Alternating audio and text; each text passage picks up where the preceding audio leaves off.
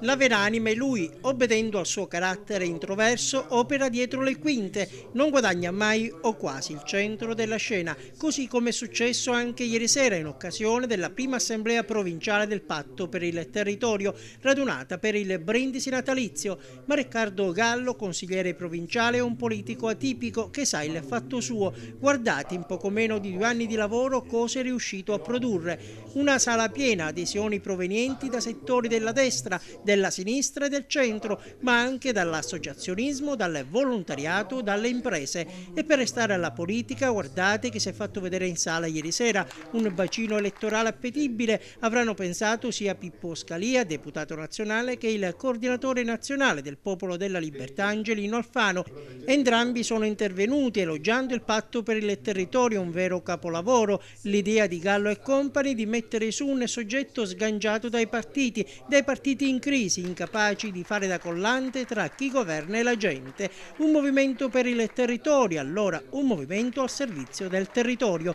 Ovviamente al fianco di Riccardo Gallo tantissime persone qualificate di esperienza, protagoniste assieme a lui di questa nuova stagione. In prima fila il medico ed ex amministratore Piero Macedonio. La cosa più importante è che noi siamo autonomi, c'è il Toto Patto per il Territorio.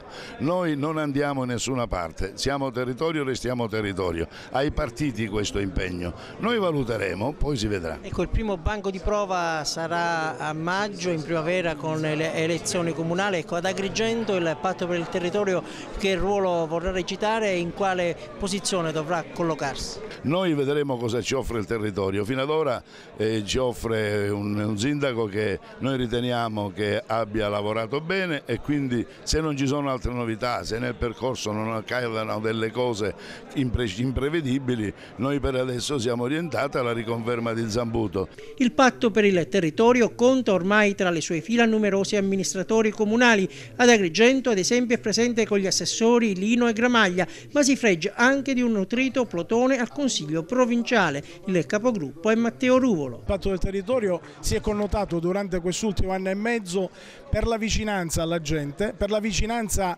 alle istituzioni locali. Hanno aderito nell'ultimo anno tantissimi consiglieri comunali, abbiamo visto l'interesse e l'adesione di diversi consiglieri comunali, abbiamo interlocuzioni aperte con le associazioni, con i movimenti, con i sindacati, con le organizzazioni Onlus. Noi vogliamo stare vicino alla gente.